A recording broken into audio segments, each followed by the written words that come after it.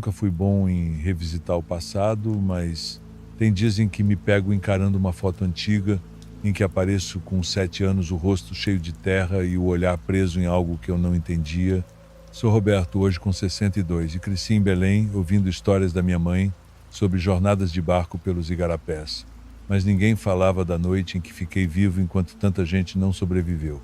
Foi em 1989, num voo da Varig que saiu de Marabá com destino a Belém e se perdeu no coração da floresta. Eu tinha 12 anos então, e minha mãe, já cansada do cuidado que exigia meu irmão mais novo, decidiu me levar para uma visita ao pai, que morava mais perto da capital. Minha irmã, 3 anos mais velha, foi levada em outro voo.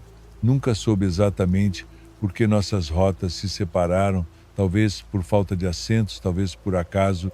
Só me lembro de olhar pela janela naquele avião e pensar no sorriso dela, antes de tudo escurecer. Quando a aeronave saiu da rota prevista, a gente percebeu que algo grave ocorrera.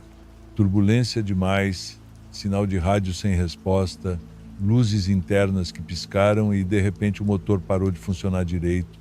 Eu agarrei a mão da minha mãe, que forçou um abraço para me proteger, mas o chão do avião desapareceu sob nossos pés. Caímos em meio a árvores altas, viramos no mato e o silêncio atravessou tudo. Fomos procurados pelos militares, mas os dias que se seguiram foram longos demais. Com pouca comida, sede, o choro de quem sentia dor, o choro de quem já não tinha forças. Eu orava em silêncio, prometendo à mãe que ficaria ao lado dela até o fim. Na segunda noite, minha mãe mergulhara em um sono profundo, uma inconsciência provocada pela febre e pelo desespero. Eu tentei falar, chamei o nome dela, mas nada respondia. Escutei passos suaves entre as copas das árvores, senti um cheiro de roupa limpa que destoava do suor e da terra. Segurei a mão trêmula e olhei para a sombra que se formava atrás de mim. Uma mulher de uniforme antigo, dos anos 70, meio desbotado e impecável mesmo sob a chuva leve. Ela vinha com passos calmos, o rosto oculto por um véu de folhas e galhos, mas sua postura era firme. Quando cheguei mais perto, ela ergueu o braço e, num tom que parecia carregar uma promessa e um aviso, falou meu nome. Não gostaria de repetir a voz dela, tão serena e tão estranha, naquela escuridão. Disse apenas que eu devia segurar forte a mão da minha mãe e continuar a me mover na direção dos helicópteros que já avistávamos ao longe. A chuva caía em pingos pesados, abrindo clareiras de luz conforme as lanternas dos resgatistas iluminavam a mata. Ela ficou parada até eu desaparecer entre a multidão de militares e médicos, sem mover um músculo, até sumir de vez entre a vegetação. Fui o último a ser resgatado. Vi o corpo de minha mãe sendo colocado numa maca, o olhar dela percorrendo cada rosto ali, até se ajeitar em mim. Meu pai desabou quando me abraçou no posto de comando, trazendo um retrato da comissária que morreu num outro acidente da Varig em 1973, em que minha irmã havia falecido com coincidência tão cruel que comecei a duvidar de tudo. A foto era dela, a mesma mulher que me salvou naquela noite, alinhada e serena mesmo na morte. Voltei para Belém carregando um medo que não ia embora. Quando criança não queria mais sair de casa, tremia ao ouvir o barulho de helicóptero, sonhava que aquela mulher voltava para me levar de volta à escuridão. Minha mãe nunca me permitiu falar sobre isso na frente de outras pessoas. Queria preservar o milagre de eu ter voltado vivo. Minha voz tremia, dava calor demais à lembrança, e eu via as faces desconfiadas dos adultos, acostumados a chamar de trauma o que não compreendiam. Cresci estudando administração na UFPA, casei aos 30, tive 2 filhos, Bruno e Mariana, e ensinei meus medos a eles, perguntando sempre onde estavam quando viajavam, garantindo que respondessem rápido ao celular. Voei poucas vezes, cada decolagem era um aperto no peito. Na última véspera de Natal, sentei com minha família numa sala cheia de caixas de presentes. Lá fora, a chuva começou a cair numa leveza quase imperceptível, e eu me levantei de repente como se alguém tivesse chamado meu nome. Passei a mão pelos ombros da minha filha e sorri forçado, fingindo apenas cuidado paterno. Minha esposa perguntou se eu estava bem, e respondi que era só lembrança antiga, que nada ameaçava a gente ali dentro. As noites seguem complicadas. Tenho pesadelos em que ando pela mata, sem encontrar a mãe, até ouvir o chamado dele e o dela e me ver diante de pedras soltas na beira de um precipício. Acordo aos gritos, meu corpo molhado de suor, e me lembro do uniforme impecável, do jeito firme de quem sabe o que faz. Tento me convencer de que tudo foi coincidência, que sobreviventes contam qualquer coisa quando a mente tenta preencher o vazio. Mas no fundo eu sei que não inventei nada e não era apenas imaginação. Hoje trabalho de casa, evito compromissos fora de Belém para não passar perto daquele trecho de floresta que ainda assombra meus sonhos. Meus filhos cresceram e falam dos medos deles na escola, mas nunca contei essa história a ninguém além da minha esposa. Quando penso em compartilhá-la num canal de histórias, engulo seco porque sinto que, ao dar voz ao que vivi, posso reacender algo que nunca deixou de existir. E talvez para sempre eu jamais entenda como sobrevivi ou por que fui o escolhido. Antes de continuar para o próximo relato, comente de qual cidade você está assistindo e eu vou responder a todos que comentarem. Não se esqueça de se inscrever no canal e ativar o sininho de notificação para não perder nenhum vídeo novo. Agora vamos continuar. Sempre me considerei uma pessoa racional. Nunca fui de acreditar em nada que não pudesse tocar, medir e explicar. Mas tem coisas que atravessam a gente de um jeito tão silencioso e profundo que, quando a gente percebe, já não sabe mais se é a realidade que ficou torta ou se foi a gente que desencaixou do mundo. Me chamo Luana, tenho 35 anos. Trabalhei como comissária de bordo por quase 8, até o dia em que pedi demissão sem olhar para trás. Quem me conhecia na época dizia que eu estava vivendo do sonho voos internacionais, fluente em 3 idiomas, sempre sorrindo nas fotos. Mas o que ninguém sabia e que eu guardei por quase 2 décadas foi o que aconteceu num voo doméstico num trecho aparentemente simples entre Brasília e Porto Alegre, em junho de 2006. Era para ser só mais um dia comum. Estava cansada porque vinha de uma sequência de voos mal dormidos, com conexões curtas e pouco tempo em solo. A tripulação era experiente, o comandante tinha um ar paternal, daqueles que transmitem confiança só de caminhar pela cabine. A previsão era de céu limpo, mas meia hora após a decolagem, começamos a sentir vibrações irregulares no piso, e então a cabine despressurizou. As máscaras despencaram com violência, algumas não funcionaram de imediato. Os gritos vinham como se alguém tivesse rasgado o ar com uma navalha. Eu tremia enquanto tentava manter o protocolo. Máscara primeiro em mim, depois nos passageiros próximos. Tudo em segundos, tudo no automático. O comandante avisou que estávamos estabilizando, mas houve um momento curto, mas inesquecível, em que o avião simplesmente caiu. Por 3 segundos. 3 segundos em queda livre. As pessoas flutuaram, objetos bateram nas janelas, crianças se agarraram aos assentos e havia uma senhora atrás de mim que só repetia em voz baixa: já era, mas estabilizamos. O avião retomou a altitude e o restante do voo foi de um silêncio estranho, como se todos tivessem concordado sem combinar, que fingiriam que nada tinha acontecido. Quando pousamos, fui checar a cabine, como sempre fazia. Era um hábito quase mecânico, mas eu estava especialmente atenta, algo me incomodava desde a queda, como se houvesse alguma coisa errada que eu ainda não tinha percebido. Na fileira do fundo, fileiras 30 e 31, vi 3 pessoas sentadas, 2 mulheres e um homem, todos usando roupas neutras, sem nenhum destaque. Estavam quietos, nada nos rostos. Não no sentido de estarem sérios ou calados, não tinham rosto, apenas pele, lisa, pálida, como cera, nenhuma feição. Fiquei paralisada, pisquei, engoli seco, pisquei de novo. E eles continuavam ali. Fui até o comandante com as pernas tremendo, minha voz mal saiu. Ele me escutou com atenção, não riu, não me chamou de louca. Apenas cruzou os braços e disse: você é a terceira da equipe que vê isso. Acontece sempre que um voo passa por uma quase queda. Quis perguntar mais, mas ele já estava de pé, arrumando o paletó como se tivéssemos discutido sobre café ou atrasos de conexão. Os passageiros desembarcaram. Quando voltei à parte traseira do avião, os 3 já não estavam mais lá.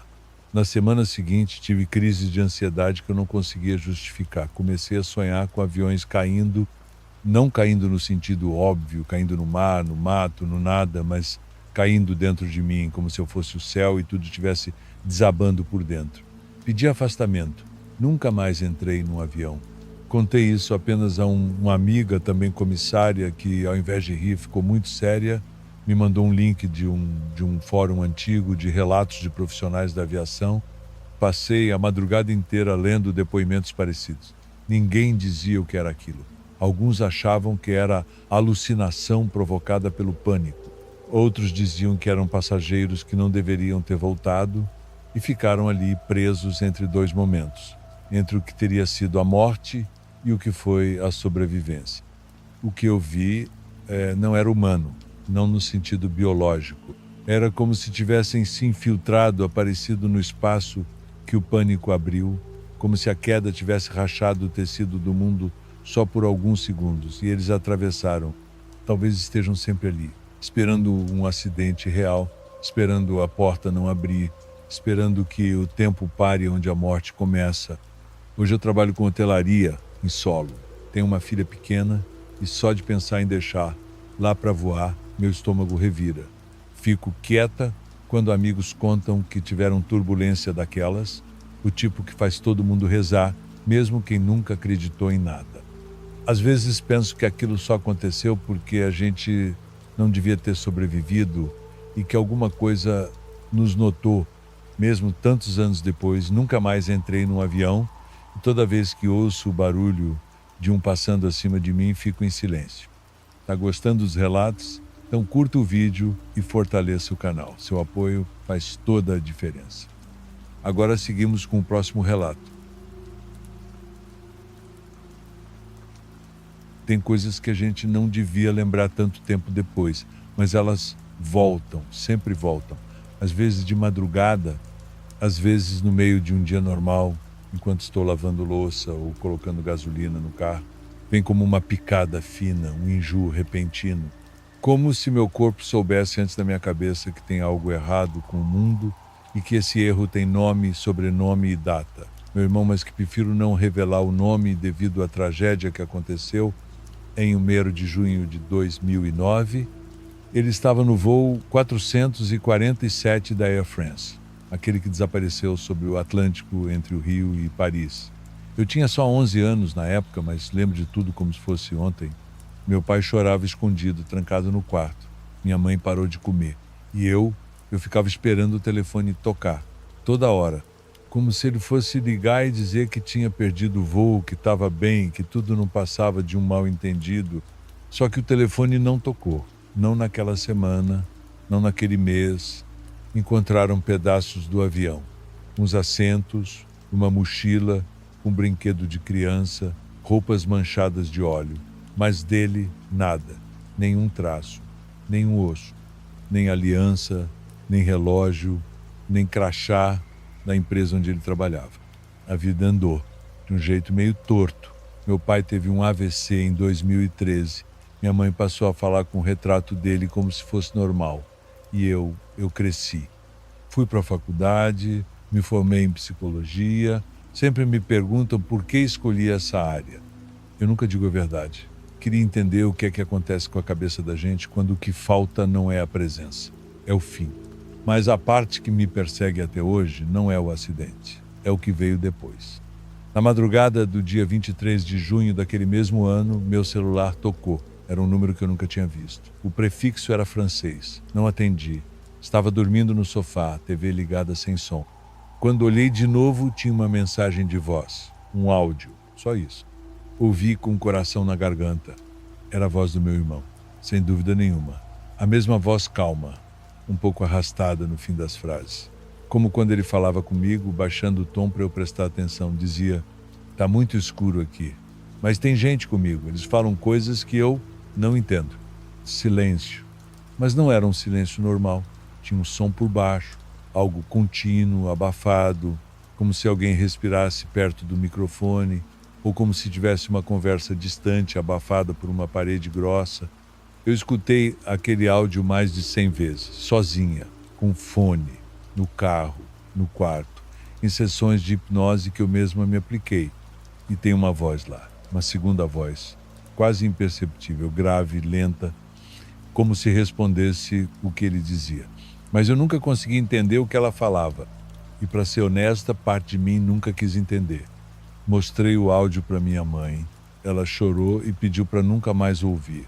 Mostrei para o meu namorado da época. Ele disse que era montagem, que alguém queria mexer com a gente. Mas quando tentamos rastrear o número, ele não existia. Nem as operadoras conseguiram encontrar o registro daquela ligação. Não estava em nenhuma conta, nenhum extrato. A gravação ficou no meu celular antigo por anos. Troquei de aparelho, de número, de cidade, mas sempre dava um jeito de transferir o áudio. Como se fosse uma lembrança viva, ou talvez uma espécie de aviso. Durante muito tempo achei que era só um trote, algum doente, algum hacker, mas teve uma noite, eu devia ter uns 24, em que sonhei com ele. Estava sentado numa poltrona de avião, olhando pela janela. Ao lado dele, no assento do meio, havia algo, não uma pessoa, algo, não consegui ver bem, mas senti um peso enorme no ambiente, como se estivesse num lugar onde o tempo não andava. Quando cheguei perto, ele virou e disse: "Agora eu entendo, mas não posso mais voltar." Acordei com a garganta seca e as mãos dormentes. Fiquei sentada na cama até o sol nascer, sem conseguir explicar para mim mesma por que aquele sonho parecia diferente, não como os outros. Mais concreto, mais real. Tem gente que diz que o mar leva e devolve o que quiser, na hora que quiser.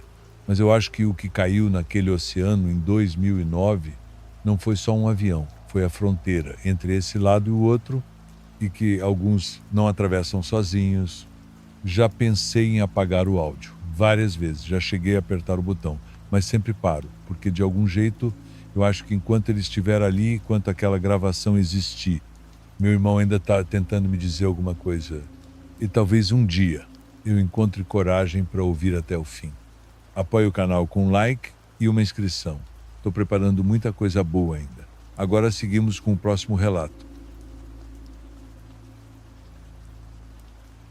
Eu não sou o tipo de pessoa que costuma compartilhar esse tipo de coisa. Sou cético, sempre fui, não gosto de exageros, detesto sensacionalismo. Meu trabalho exige precisão, objetividade, responsabilidade com vidas humanas. E é exatamente por isso que até hoje não entendo o que aconteceu. Me chamo Vicente e trabalho com manutenção aeronáutica desde os 26 anos. Já fui o primeiro a colocar a mão num avião recém-inspecionado e o último a ver um antes dele subir. Já troquei peças sob pressão de tempo, já segurei prancheta com os dedos tremendo depois de 12 horas sem parar, mas nunca deixei passar nada que colocasse alguém em risco. É um tipo de responsabilidade que cola na pele e não sai mais. Primeira vez que eu ouvi falar da 7A foi em 2006. Eu estava organizando registros antigos de incidentes e falhas técnicas de modelos específicos, por ordem do supervisor. Era uma rotina burocrática, mas necessária, e ali, num relatório de manutenção feito após a queda do voo 402 da TAM, havia uma observação quase apagada no canto do laudo final, como se alguém tivesse escrito, mas depois tentado cobrir com caneta preta, assento 7A, corpo da criança não recuperado. Foi a única vez que vi esse tipo de anotação. Normalmente, esse tipo de detalhe é tratado pela perícia, não por técnicos da área mecânica. Na época não dei importância. Talvez tenha ficado mais tempo do que deveria olhando para aquilo, mas vida que segue. Aviões precisam voar. Foi em 2011 que começou a estranheza real. Um Airbus A319 havia acabado de voltar de uma rota entre Belém e Brasília, sem nenhum registro de problema técnico durante o trajeto. Fiz a checagem de rotina noturna. Estava sozinho no pátio, com a lanterna presa na aba do boné. Quando entrei, estava tudo normal, exceto pela 7A. O encosto estava levemente inclinado para trás, como se alguém tivesse acabado de se levantar. Isso por si só não é incomum, mas o aviso no painel mostrava que nenhum sensor havia sido ativado naquela fileira. Não tinha como o encosto estar reclinado sem pressão mecânica. Ajustei, fiz o checklist, saí. Voltei no dia seguinte com o técnico de eletrônica e pedi que testássemos novamente. Nada apareceu, 2 semanas depois, num outro 319, outro relatório técnico estranho. Sensor de peso marcando 32 kg no assento 7A, mesmo sem ninguém listado naquela fileira. Revisamos os sensores, trocamos os cabos. O técnico que mexeu nisso comigo era o Vitor, um dos mais antigos da equipe. Quando ele desmontou o suporte da poltrona, encontrou uma pulseirinha pequena, plástica, aquela que tem o nome gravado com miçangas brancas. Só que não tinha nome, só letras embaralhadas. 3 delas viradas ao contrário, como se fossem coladas por alguém que não sabia ler. Parecia velha, como se estivesse ali há anos, mas o avião tinha passado por revisão completa 3 meses antes. Ninguém achou aquilo antes. Guardei a pulseira, por algum motivo não consegui jogar fora. Ela está comigo até hoje, num envelope lacrado. Com o tempo, os relatos começaram a se repetir. Pilotos que reportavam problemas com leitura de sensores naquela poltrona, comissários que pediam para que a sétia fosse checada novamente antes de cada voo, mesmo quando ninguém ia sentado ali. Deles um cara tranquilo, daqueles que não fazem drama, me disse no café que certa vez viu uma menina sentada ali antes do embarque oficial começar, disse que piscou e ela não estava mais lá. Eu não soube o que dizer, só ouvi. O que mais me marcou foi o que aconteceu em 2019. Eu estava fazendo a checagem noturna de um A320 que sairia para um trecho noturno com poucos passageiros. O avião estava vazio, desligado, só com as luzes de segurança acesas. Entrei pela traseira e fui seguindo o corredor em silêncio. Quando passei pela fileira 7, parei. A poltrona 7A estava com a tela de entretenimento acesa, mesmo sem energia. Mostrava um voo em andamento. O mapa na tela indicava uma rota que não correspondia a nenhum destino real. Só mostrava uma linha branca em direção ao oceano, sem nomes de cidades, sem sinal de pouso previsto. Nenhum botão respondia. Sentei na 6C, na fileira à frente, tentando entender se era algum bug. Foi então que percebi um som como alguém respirando bem baixo, atrás de mim. Não era vento, não era ruído da cabine. Era cadenciado, presente, preciso. Quase imperceptível, mas humano. Fiquei imóvel, o tipo de medo que não explode, mas paralisa. Não tive coragem de virar, saí devagar. Não corri, mas senti algo me acompanhando até a porta de saída. Não posso explicar por quê, mas senti. Aquilo não queria que eu estivesse ali. Contei para 2 colegas. Um riu, o outro não. O segundo disse que teve uma experiência parecida anos antes. Disse que viu o reflexo de alguém numa janela durante a inspeção e que, ao se virar, não havia ninguém ali. Mas o reflexo continuava, como se estivesse na janela, preso do lado de dentro. Depois disso passei a evitar os voos noturnos. Troquei meu turno, fiz questão de trabalhar apenas na parte mecânica da linha externa, longe dos interiores, mas de tempos em tempos a 7A aparece, às vezes com uma mancha no estofado, às vezes com marcas de dedos no braço da poltrona, como se uma criança tivesse segurado forte. Eu já pedi para aquela poltrona ser trocada, já mandei relatório formal, mas nunca justificaram o gasto. Dizem que é paranoia, que são coincidências, que estou deixando o estresse do trabalho afetar minha cabeça. Talvez estejam certos, mas eu sei o que vi, sei o que senti. E sei que toda vez que um avião daquele modelo sai à noite, com poucos passageiros, eu rezo. Não porque acredito, mas porque prefiro não arriscar. Hoje em dia não falo mais disso com quase ninguém. Alguns riram, outros disseram que era sono. Um chegou a me perguntar se eu não estava começando a desenvolver algum tipo de psicose.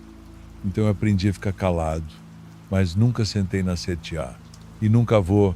Quanto à pulseira, ela ainda está comigo. E por mais que pareça impossível, às vezes, quando passo por ela dentro do envelope, sinto como se tivesse alguém bem perto, muito perto, esperando que alguém sente ali de novo. Agora seguimos com mais uma história que vale ser ouvida com calma. Se eu não tivesse vivido, talvez também não acreditasse. Me chamaram de novo para a rota noturna com carga, com fins até Porto Velho, com escala em Brasília. Já perdi a conta de quantas vezes fiz esse trajeto. Às vezes fico pensando que virei parte do próprio avião, igual uma engrenagem que ninguém percebe que está ali funcionando porque tem que funcionar. Naquele dia eu estava esgotado, não só fisicamente, mas de um jeito mais fundo. Não dormia direito há semanas. Não pela rotina ou pelo barulho, o piloto se acostuma. Era uma sensação diferente. Como se algo estivesse esperando, não sei explicar. Desde criança eu tenho essa coisa de antecipar o pior. Minha mãe chamava de sensibilidade, meu pai dizia que era drama e eu aprendi a ignorar. Até aquela noite. Já era quase 1 da manhã quando decolamos. Céu limpo, rota tranquila, silêncio de rádio entre as frequências. Meu copiloto era o Ramos, cara novo, mas já calejado o suficiente para não ficar puxando assunto à toa. Trocamos umas palavras sobre o plano de voo, depois cada um entrou no seu ritmo. Eu sempre gostei da solidão da cabine, especialmente nessas horas em que a terra vira só um risco escuro sob nossos pés. Ramos se levantou dizendo que ia ao banheiro e deixou o fone sobre o painel. Foi aí que tudo começou. O painel apagou por 1 segundo, só isso, 1 segundo. Mas no ar 1 segundo é tempo demais. As luzes voltaram quase no mesmo instante e o sistema não acusou falha. Mas no exato momento da queda, tive certeza de que não estávamos sozinhos. Olhei pela janela à esquerda e vi algo. Dizer que era outro avião seria mentir, não havia luzes de navegação, nem marcação, nem som. Era apenas uma massa escura deslizando na mesma velocidade que a gente, como se imitasse cada movimento do nosso Boeing. Aquilo era maior do que deveria ser. Não fazia sentido como se mantinha paralelo, sem turbulência, sem deslocamento de ar. E então, num lapso ridículo de lógica, pensei, talvez seja uma ilusão, cansaço, algo no reflexo, mas ao tentar chamar o Ramos, minha voz não saiu, nada, nenhum som, nem pigarro, minha garganta travada como se algo me pressionasse de dentro. Aquilo continuava ali, perto demais. A coisa se mexia como se tivesse intenção. Por um momento, senti que o avião não estava mais no espaço que conhecíamos. Era como se estivéssemos cruzando por um rasgo, uma dobra em algo que não deveria ser tocado. Tudo parecia mais escuro do que a própria noite. E quando olhei novamente, a forma escura havia desaparecido. Ramos voltou segundos depois, e antes que eu dissesse qualquer coisa, ele soltou. Você viu aquilo também, né? Não respondi. Só assenti com a cabeça e voltei os olhos para o painel. Fingimos que nada aconteceu, mas os dois sabíamos que algo havia acontecido sim.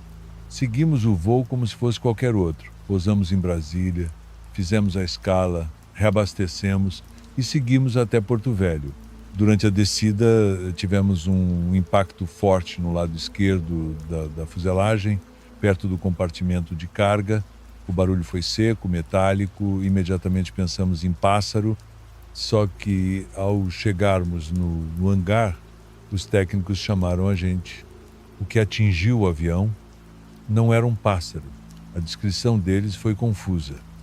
Disseram que tinha tecido misturado ao material da fuselagem. Tecidos longos, parecendo penas, mas não de ave conhecida, foram analisados, mas o laudo não apontou espécie. Não eram fibras sintéticas nem biológicas em padrão conhecido. E estavam embutidas na lataria de um jeito que não fazia sentido aerodinamicamente. Depois daquele voo, nunca mais fui o mesmo. Comecei a sonhar com aquele momento em que o painel apagou. Mas no sonho o tempo não volta. Fico preso na cabine escura com o rádio mudo e o céu virando uma parede opaca à frente. E sempre que acordo tenho a sensação de que não acordei completamente. Evito voos noturnos desde então. Peço rotas diurnas, troco de escala sempre que posso. Já levei advertência por isso. Não importa. Não quero mais cruzar aquele espaço. Nunca contei história completa para ninguém até agora. Não por medo de parecer louco, mas porque, de alguma forma, sinto que contar dá a chance daquilo encontrar o caminho de volta. Aquela noite me fez entender que há brechas no ar que não foram feitas para serem atravessadas. Fendas que levam para lugares onde nem tempo, nem som, nem lógica existem. E às vezes, quando os sensores falham e o céu escurece um pouco mais do que deveria, é porque uma dessas brechas está perto demais. Eu continuo voando. É minha profissão, minha vida. Mas toda vez que estou em rota, sozinho na cabine e o painel pisca, eu lembro. E penso se da próxima vez o caminho de volta vai mesmo se abrir. Talvez um dia ele não abra. E tudo que vai restar de mim seja uma sombra ao lado de outro avião, em silêncio, observando, esperando. Foi isso que vi naquela noite. Ou talvez, quem olhava de volta, na verdade, sempre tenha sido eu. Obrigado por assistir aos relatos de hoje. É sempre bom ter você aqui. Boa noite e até o próximo vídeo.